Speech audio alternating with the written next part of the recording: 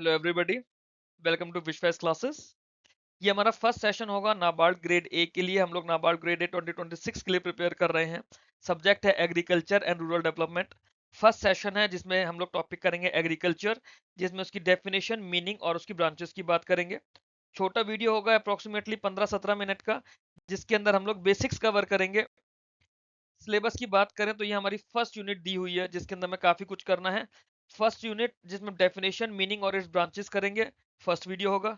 Second video में हम लोग एग्रोनॉमी की डेफिनेशन, मीनिंग और स्कोप ऑफ एग्रोनॉमी करेंगे। ये जो फर्स्ट और सेकंड वीडियोस होंगे एआरडी के, ये काफी ब्रीफ वीडियो होंगे, 15-15 मिनट के। ये सिर्फ आपको टॉपिक से इंट्रोड्यूस करने के लिए है। डिटेल वीडियोस हम लोग क्लासिफिकेशन ऑफ फील्ड क्रॉप से करना शुरू करेंगे, जहां से हर वीडियो अप्रोक्सीमेटली आधे घंटे की लेंथ का होगा। तो सबसे पहले हम लोग अपना एग्रीकल्चर की डेफिनेशन को लेकर शुरू करते हैं कि एग्रीकल्चर क्या है। एग्रीकल्चर को हम लोगों ने साइंस भी डिफाइन करा है, आर्ट भी डिफाइन करा है और बिजनेस भी डिफाइन करा है। It is the science, it is the art and it is the business. किस चीज का? Cultivating crops and rearing life stock. ठीक है, क्रॉप को कल्टिवेट करना है, लाइफ स्टॉक को रेयर करना है, बट किस लिए करना है? हमें कुछ आउटपुट चाहिए ना उससे। आउटपुट क्या है? फूड, फाइबर, फॉडर और other essential raw materials. Food, fibre, fodder, other essential raw materials के लिए हम लोग क्रॉप्स कल्टीवेट कर रहे हैं, लाइफ स्टॉक को रेयर कर रहे हैं। तो इस चीज की जो आर्ट, साइंस और बिजनेस है, उसे हम एग्रीकल्चर कहते हैं। इसके अंदर साइंटिफिक प्रिंसिपल्स, स्किल्ड प्रैक्टिसेस और इकोनॉमिक प्लानिंग तीनों चीजें इन्वॉल्व होंगी, सो दैट हम लोग सस्टेनेबल और प्रॉफिटेबल फार्म प्रोडक्शन कर पाए। साइंस की अगर हम लोग बात करते हैं, हमने जब इसको एज अ साइंस डिफाइन करा, तो क्योंकि इसमें बायोलॉजिकल, केमिकल और एनवायरमेंटल नॉलेज लगती है क्रॉप प्रोडक्टिविटी बढ़ाने के लिए, है ना। कौन सा क्रॉप किस सीजन में होना है, क्या उसकी टेम्परेचर, वेदर, सॉइल की रिक्वायरमेंट है, कौन सा फर्टिलाइजर डालना है, कैसा मैन्योर डालना है ना, कौन से बीज लेने हैं। तो बायोलॉजिकल, केमिकल और एनवायरमेंटल नॉलेज की जरूरत है, ताकि हमारी क्रॉप प्रोडक्टिविटी बढ़े। दैट मीन्स ये साइंस हो गई। आर्ट की बात करें तो इसमें स्किल्स चाहिए, एक्सपीरियंस चाहिए, जजमेंट चाहिए, है ना, कि हम लोग राइट सोइंग टाइम ले पाए, इरिगेशन मेथड हम लोग देख पाए। तो वो एक आर्ट है जो स्किल के थ्रू होती है। ऐसे ही जब बिजनेस की बात करते हैं, तो बिजनेस में हमें इसके अंदर इनपुट्स को, जो हमारी इनपुट कॉस्ट है वो देखना होगा, रिसोर्सेज का ऑप्टिमाइज यूज करना होगा, मार्केट के साथ लिंक करना होगा। तो ये हमारा बिजनेस भी हो गया। दैट मीन्स एग्रीकल्चर साइंस भी है, आर्ट भी है, बिजनेस भी है। हम लोग उसमें क्रॉप्स क्रॉप्स को कल्टीवेट करते हैं, लाइव स्टॉक को रेयर करते हैं। क्यों? ताकि हमें आउटपुट में फूड मिले, फाइबर मिले, फॉडर मिले या बाकी रॉ मटेरियल जो है वो हमें मिलते रहे। एग्रीकल्चर जो आया है, ये लैटिन वर्ड से आया है, जिसमें वर्ड है एगर और कल्चरा, मतलब कल्टीवेशन। एगर का मतलब फील्ड, कल्चरा मतलब कल्टीवेशन, मतलब फील्ड कल्टीवेशन। मतलब जो प्राइमरी प्रैक्टिस थी एग्रीकल्चर की, दैट वाज कल्टीवेटिंग लैंड। ठीक है, बट टाइम के साथ साथ ये और ज्यादा इंप्रूव होता जा, मतलब इम्प्रोवाइज होता गया, और ज्यादा एक्सपेंड होते गए इसकी डेफिनेशन।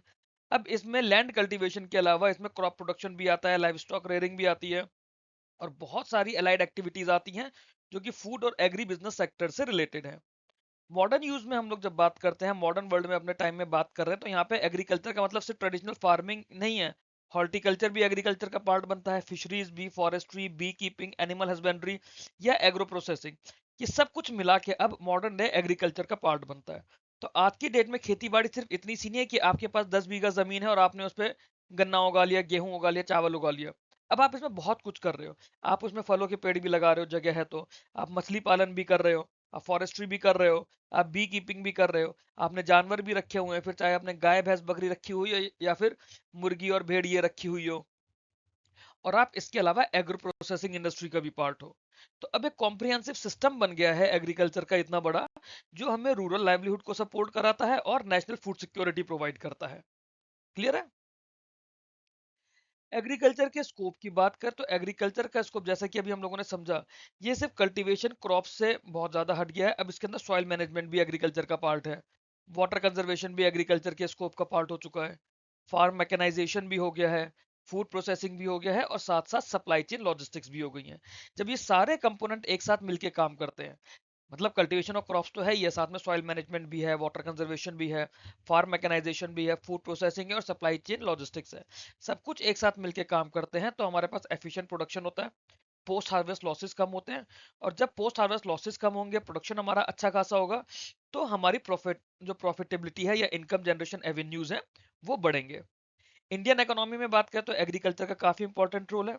ये हमारी फूड सिक्योरिटी के लिए कंट्रीब्यूट करता है, लार्ज रूरल पॉपुलेशन के लिए एम्प्लॉयमेंट का काम करता है, रॉ मटेरियल देता है काफी सारी इंडस्ट्रीज के लिए, जैसे टेक्सटाइल इंडस्ट्री हुई, शुगर इंडस्ट्री हुई, डेयरी फूड प्रोसेसिंग इंडस्ट्री हुई। उनके लिए रॉ मटेरियल कहाँ से आता है?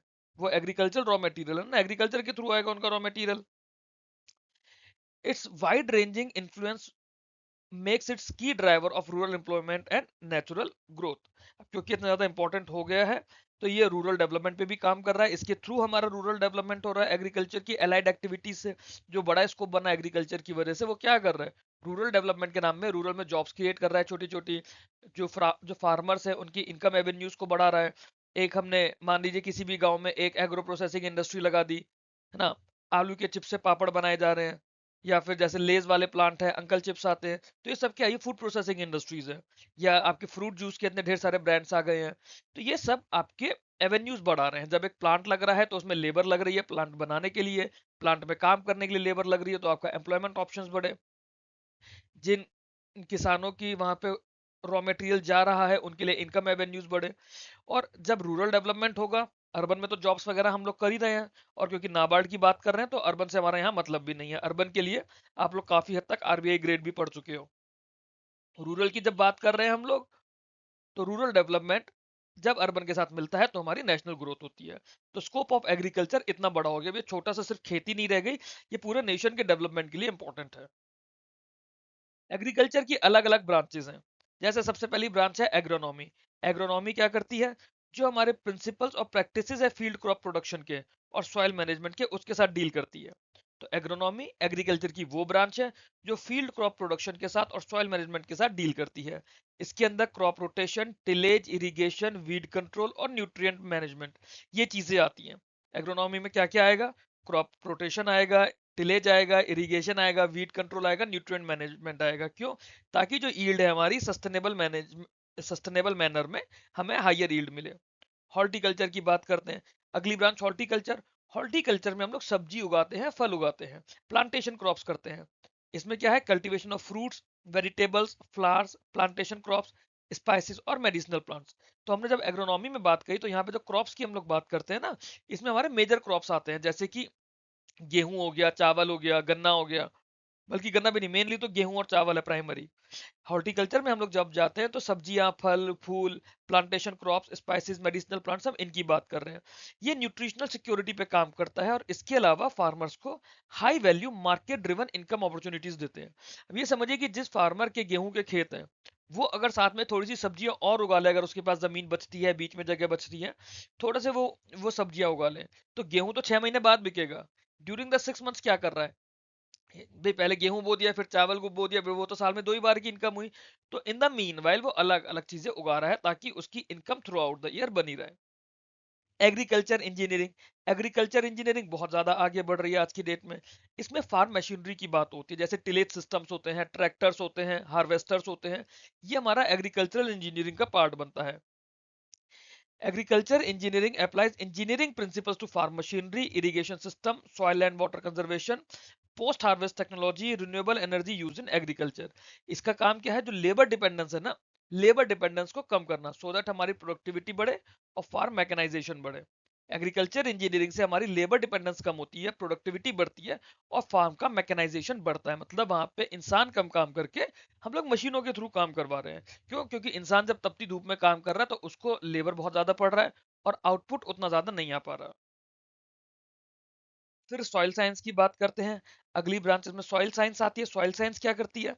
सॉइल साइंस अपने आप में एक फिजिकल, केमिकल और बायोलॉजिकल प्रॉपर्टीज की बात करती है मिट्टी के लिए। सॉइल मिट्टी है ना हमारी, तो मिट्टी की साइंस क्या कर रही है? मिट्टी विज्ञान क्या कर रहा है? जो हमारी सॉइल की फिजिकल, केमिकल, बायोलॉजिकल प्रॉपर्टीज हैं उसको स्टडी करता है। उसके हिसाब से सॉइल का क्लासिफिकेशन कर रहा है, उसकी फर्टिलिटी को देख रहा है, उसके कंजर्वेशन मेथड्स की बात कर रहा है। सॉइल साइंस की हेल्प से जो फार्मर्स हैं वो सॉइल की नीड्स को समझ पाते हैं, और उसके अकॉर्डिंगली सॉइल को क्या जरूरत है, कौन से फर्टिलाइजर की जरूरत है, कौन से मैन्योर की जरूरत है, कितना पानी चाहिए, कितना पानी नहीं चाहिए, उन सारी नीड्स को फार्मर समझ पा रहे हैं, और उसके अकॉर्डिंगली अप्रोप्रिएट न्यूट्रिएंट और कंजर्वेशन प्रैक्टिसेस को यूज कर रहे हैं। फिर आता है प्लांट पैथोलॉजी। प्लांट पैथोलॉजी के अंदर क्या है? पैथोलॉजी में हम लोग जब आप लोग पैथोलॉजी में जाते हो तो क्या करते हो? अपने टेस्ट करते हो ताकि आपकी बीमारी पता चले। सिमिलरली जो प्लांट पैथोलॉजी होती है वो प्लांट डिजीज के ऊपर फोकस करती है। प्लांट्स में तरह तरह की डिजीज लगती है, फंगस से, बैक्टीरिया से, वायरसेस से, नेमाटोड से। और फिर ये प्लांट पैथोलॉजी में क्या होता है कि उन डिजीज के अगेंस्ट डायग्नोसिस होती है, प्रिवेंशन होता है, कंट्रोल होता है। ये क्रॉप की हेल्थ के लिए और एग्रीकल्चर प्रोडक्टिविटी को बढ़ा के रखने के लिए इससे एक सेफ गार्ड का काम करता है, सेफ गार्डिंग करता है। एंटोमोलॉजी, एंटोमोलॉजी किस लिए होता है? इसके अंदर एंटोमोलॉजी हमारी स्टडी ऑफ इंसेक्ट्स होती है। तो इसमें हम लोग उन इंसेक्ट्स की स्टडी करते हैं जो हमारे क्रॉप्स को अफेक्ट करते हैं, including there identification, life cycle and management. तो जो हमारा इंटीग्रेटेड पेस्ट मैनेजमेंट होता है, आईपीएम, एंटोमोलॉजी के थ्रू हम लोग अपने खेतों के लिए इंटीग्रेटेड पेस्ट मैनेजमेंट करते हैं, जिसके थ्रू हमारा केमिकल पेस्टिसाइड का यूज कम होता है। अदरवाइज तो आप केमिकल पेस्टिसाइड डालते रहो कीड़े मकोड़ों से बचाने के लिए, बट देन वो हमारे क्रॉप को भी अफेक्ट करता है। तो हमें केमिकल पेस्टिसाइड का यूज कम करना है और एनवायरमेंटली सेफ पेस्ट कंट्रोल करना है। ये किसके थ्रू होता है? जो एंटोमोलॉजी ब्रांच है एग्रीकल्चर की, उसके through. Agricultural economics, agricultural economics आपके ईएसआई स्टैटिक सब्जेक्ट का भी पार्ट है, उसमें भी हमें पढ़ना है। एग्रीकल्चरल इकोनॉमिक्स क्या करता है? ये फार्म प्लानिंग के लिए इकोनॉमिक प्रिंसिपल्स को यूज करता है। इकोनॉमिक प्रिंसिपल्स में हमारी क्या बात है कि हमारा कितना इनपुट लग रहा है, रिसोर्सेज को कैसे यूटिलाइज कर रहे हैं, प्रोडक्शन डिसीजंस क्या है, मार्केट में क्या चल रहा है, उसके अकॉर्डिंगली हमारे क्रॉप की प्राइस कितनी होनी चाहिए। इस तरह के जो इकोनॉमिक प्रिंसिपल्स हैं वो हम एग्रीकल्चर इकोनॉमिक्स में बात करते हैं। Agricultural economics applies economic principles to farm planning, resource allocation, production decision, price analysis और market behavior। इसकी हेल्प से जो हमारे फार्मर्स हैं, हमारे किसान भाई लोग हैं, उनकी प्रॉफिटेबिलिटी बढ़ती है and they understand the impact of policy such as MSP, subsidies और मार्केट रिफॉर्म्स। नेक्स्ट ब्रांच आती है एनिमल हस्बेंड्री। एनिमल हस्बेंड्री जो हमारा पशुपालन होता है, इसमें हमारा गाय भैंस बकरी भेड़ घोड़ा भी होता है और हमारे मुर्गी पालन का भी इसका पार्ट होता है। तो एनिमल हस्बेंड्री में ब्रीडिंग, फीडिंग, मैनेजमेंट और हेल्थ केयर होता है लाइव स्टॉक का, जैसे कि कैटल हो गया, बफेलो हो गए, शीप, गोट्स, पिग्स और पोल्ट्री। यहाँ पे हमें आउटपुट में क्या मिलता है? मीट मिलता है, मिल्क मिलता है, एग्स मिलते हैं, वूल मिलते हैं।